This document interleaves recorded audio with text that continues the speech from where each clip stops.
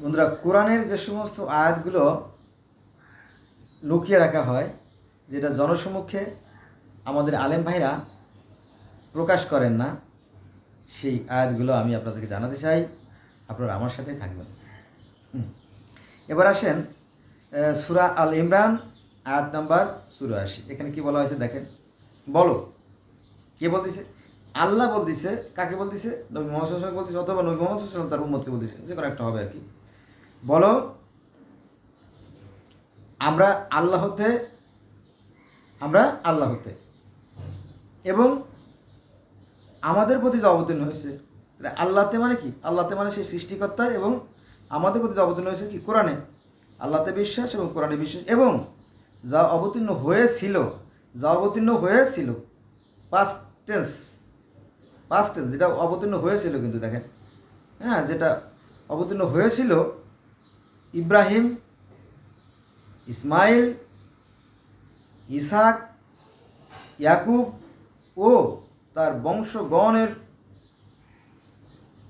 প্রতি, এবং যা মূসা, ঈসা ও অন্যান্য নবীগণকে রবের নিকট থেকে দেওয়া হয়েছে, তাতে বিশ্বাস করি, আমরা তাদের মধ্যে কোনো পার্থক্য করি না। কোরআন বলতেছে যে তোমরা এই কোরআনকে আঁকড়ে ধরো, মানে এই কোরআন তো আরব ভাষাভাষীদের জন্য।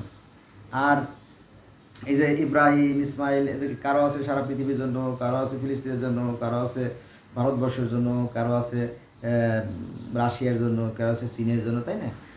তো অনেকে আছে। তো সেই কথা আল্লাহ বলতেছে যে দেখেন, আয়াতটা যেহেতু অধিক গুরুত্বপূর্ণ, আমি আবার পড়ে শোনাই।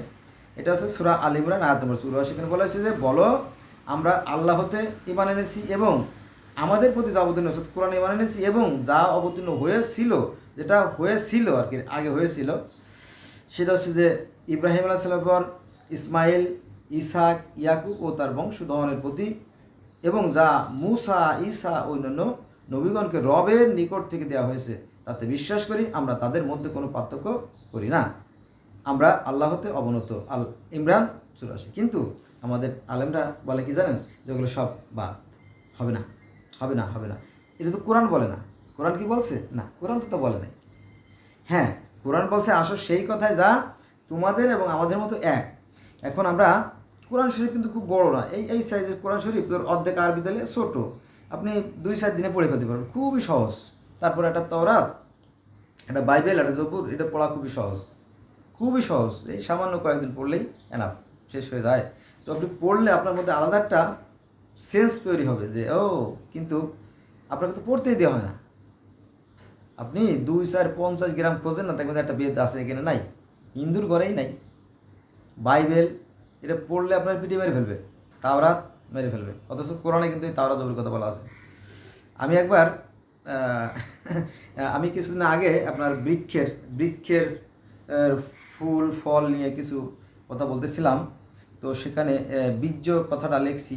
তো একজন আমার লেখছে, সি সি সি সি, আপনি বাজে কথা লেখছেন। আমি বললাম, বাবা, এই কথাটা কোরআনেও আছে।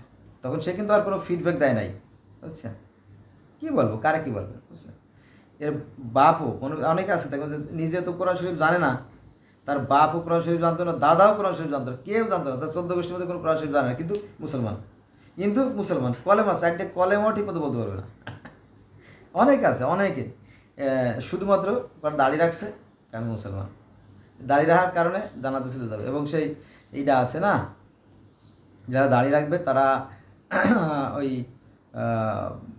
লাইলি মজনুর বিয়ে হবে, লাইলি মজনুর বিয়ে হয় নাই, তো ওই লাইলি মজনুর বিয়ে হবে আবার ওই পরকালে। তো সেখানে দাড়ি যারা থাকবে তারা সেই বিয়েতে বরযাত্রী হিসেবে যাইতে পারবে। এই ধরনের কিছু খুচরা যত আজে বাজে গল্প কাহিনী, কিস্সা কাহিনী আছে, সেই সমস্ত শোনায় মানুষের মন ভারী করে ফেলে, তাদের কাছ থেকে একটু মুরগি খায়, ডিম খায়, এই আর কি, বুঝছে? তো এইটা সঠিক কথা না। আসুন আমরা কোরআনকে জানি, কোরআনের বাংলা অর্থসহ অনুবাদ গ্রন্থ আমার জানাটা খুবই জরুরি। তো আমরা কোরআন আর অন্যান্য গ্রন্থের মধ্যে কোনো পার্থক্য করব না, তাই বলতেছি। কে বলতেছে? আল্লাহ বলতেছে, আমি বলতেছি না, কিন্তু মাইন্ড করবেন না, sorry for that. Thanks a lot for watching my video.